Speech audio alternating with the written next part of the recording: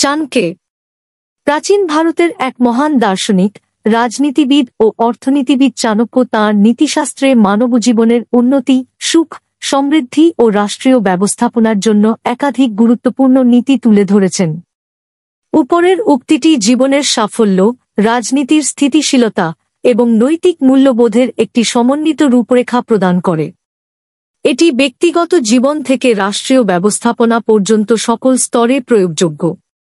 চাণক্যের একটি নীতিবাণী ছিল এমন যে, সুখস্য মূলং ধর্ম, ধর্মমূলস্য অর্থ, অর্থস্য মূলং রাজ্যম, রাজ্যস্য মূলম ইন্দ্রিয়জয়, বিনয়স্য মূলং বৃদ্ধসেব্য, বৃদ্ধসেবা বিজ্ঞানম। চাণক্যের এই নীতিবাণীর প্রতিটি বাক্যের অর্থ বিশদভাবে ব্যাখ্যা করা হল। এক, সুখস্য মূলং ধর্ম, সুখের মূল হল ধর্ম। সত্যিকারের সুখ তখনই অর্জিত হয় যখন মানুষ ধর্ম ও ন্যায়ের পথে চলে। এখানে ধর্ম শব্দের অর্থ শুধু ধর্মীয় আচার অনুষ্ঠান নয়, বরং এটি নৈতিকতা, কর্তব্যপরায়ণতা এবং সৎ আচরণের প্রতীক। চাণক্যের মতে, যে ব্যক্তি ন্যায়, সততা ও সঠিক পথে জীবনযাপন করে সেই প্রকৃত সুখ লাভ করতে পারে। অন্যদিকে অন্যায় ও অসৎ পথে চললে তা সাময়িকভাবে আনন্দদায়ক মনে হতে পারে, কিন্তু দীর্ঘমেয়াদে তা কষ্ট ও দুর্ভোগ ডেকে আনে। প্রতিদিনের জীবনে যদি আমরা সততা ও সত্যবাদিতার চর্চা করি, তবে আমাদের আত্মা শান্তি পায় এবং সেই শান্তিই প্রকৃত সুখ। ধর্ম ও ন্যায়পরায়ণতা জীবনের সব ক্ষেত্রে সুখ ও শৃঙ্খলা নিশ্চিত করে। 2, ধর্মমূলস্য অর্থ, ধর্মের ভিত্তি হল অর্থ। অর্থ বা সম্পদ ছাড়া ধর্ম পালন সম্ভব নয়। চাণক্যের মতে, যদি কারো ন্যূনতম অর্থ না থাকে, তাহলে তার পক্ষে ধর্মীয়, সামাজিক বা নৈতিক দায়িত্ব পালন করা কঠিন হয়ে পড়ে।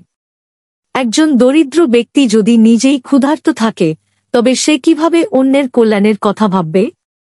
এই সূত্র থেকে বোঝা যায়, শুধু নীতিবোধ ও ভালো উদ্দেশ্য থাকলেই চলে না, সেগুলো বাস্তবায়ন করতে প্রয়োজন যথাযথ আর্থিক সংস্থান। ধর্মীয় প্রতিষ্ঠানের পরিচালনা, দান খয়রাত, জনসেবামূলক কাজ সবই অর্থের ওপর নির্ভরশীল।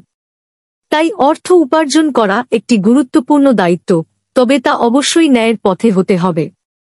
3, অর্থস্য মূলং রাজ্যম, অর্থের ভিত্তি হল রাজ্য বা সুশাসন। একটি সুসংগঠিত রাষ্ট্র বা রাজ্য ছাড়া আর্থিক উন্নয়ন সম্ভব নয়। রাজ্য বা সরকারের ভূমিকা হল স্থিতিশীলতা ও নিরাপত্তা নিশ্চিত করা, যাতে ব্যবসা-বাণিজ্য, কৃষি ও অন্যান্য অর্থনৈতিক কার্যক্রম নির্বিঘ্নে পরিচালিত হতে পারে। যদি দেশে অরাজকতা, দুর্নীতি ও অপরাধ প্রবল হয়, তাহলে ব্যবসা-বাণিজ্য বাধাগ্রস্ত হবে, বিনিয়োগ আসবে না এবং অর্থনীতির চাকা থমকে যাবে। সুশাসন, কঠোর আইন শৃঙ্খলা ও ন্যায়ের প্রতিষ্ঠার মাধ্যমেই অর্থনীতির সমৃদ্ধি সম্ভব। অতএব রাজ্য বা সরকারের উচিত ন্যায় বিচার ও স্থিতিশীল পরিবেশ নিশ্চিত করা, যাতে নাগরিকরা অর্থ উপার্জন ও উন্নয়নের সুযোগ পায়। 4, রাজ্যস্য মূলম ইন্দ্রিয়জয়, রাজ্যের ভিত্তি হল ইন্দ্রিয় জয় বা আত্মসংযম। রাজ্যের নেতৃত্ব যারা দেন, তাদের অবশ্যই আত্মসংযমী হতে হবে। একজন রাজা বা শাসক যদি নিজের লালসা, ক্রোধ, অহংকার ও কামনার দাস হয়ে যায়, তবে সে সঠিকভাবে দেশ পরিচালনা করতে পারবে না। ইতিহাসে বহু রাজ্যের পতন ঘটেছে শুধু শাসকদের লোভ, বিলাসিতা ও নৈতিক অবক্ষয়ের কারণে। উদাহরণস্বরূপ, মুঘল সম্রাট মুহাম্মদ শাহ বা রোমের শেষ পর্যায়ের সম্রাটরা ইন্দ্রিয়পরায়ণতার কারণে দুর্বল হয়ে পড়েছিলেন, যার ফলে তাদের সাম্রাজ্য পতনের মুখে পড়ে। অতএব শাসকদের উচিত নিজেকে সংযত রাখা, ব্যক্তিগত সুখ সুবিধার চেয়ে দেশের কল্যাণকে অগ্রাধিকার দেওয়া এবং জনকল্যাণমূলক সিদ্ধান্ত নেওয়া। 5, বিনয়স্য মূলং বৃদ্ধসেবা, বিনয়ের মূল হল বৃদ্ধ ও জ্ঞানীদের সেবা। একজন মানুষের প্রকৃত বিনয় তখনই আসে যখন সে জ্ঞানী ও প্রবীণদের সান্নিধ্য গ্রহণ করে এবং তাঁদের সেবা করে। বৃদ্ধ বা অভিজ্ঞ ব্যক্তিরা জীবনের নানা চড়াই-উতরাই পেরিয়ে বাস্তব জ্ঞান অর্জন করেন। তাঁদের পরামর্শ ও শিক্ষা গ্রহণ করলে মানুষ বিনয়ী ও বিচক্ষণ হয়ে ওঠে। চাণক্যের মতে, একজন ব্যক্তি যতই প্রতিভাবান হোক না কেন, যদি তার মধ্যে বিনয় না থাকে, তবে সেই প্রতিভা একসময় অহংকারের রূপ নেবে, যা তার পতনের কারণ হতে পারে। গুরুজনদের প্রতি শ্রদ্ধাশীল থাকা, তাদের কথা শোনা এবং তাদের কাছ থেকে শিক্ষা গ্রহণ করাই প্রকৃত জ্ঞানের সূচনা। 6. বৃদ্ধ সেবা বিজ্ঞানম। বৃদ্ধ বা জ্ঞানীদের সেবা দ্বারা প্রকৃত জ্ঞান লাভ হয়। জ্ঞান শুধু বই পড়ে পাওয়া যায় না, অভিজ্ঞ ও জ্ঞানী ব্যক্তিদের কাছ থেকে শোনা, শেখা এবং তাঁদের জীবনচর্চা পর্যবেক্ষণের মাধ্যমেও অর্জিত হয়। প্রকৃত বিদ্যা ও বিজ্ঞানের মূল উৎস হল পূর্ববর্তী জ্ঞানীদের কাছ থেকে পাওয়া অভিজ্ঞতা ও উপদেশ। এই শিক্ষার ভিত্তিতেই একজন ব্যক্তি সফল হতে পারে, কারণ অভিজ্ঞদের দেওয়া পরামর্শ অনেক ভুল ও বিপদ এড়াতে সাহায্য করে। ইতিহাস, দর্শন, রাজনীতি বা ব্যবসা সব ক্ষেত্রেই পূর্ববর্তী জ্ঞানীদের পরামর্শ মেনে চললে সাফল্যের সম্ভাবনা বৃদ্ধি পায়।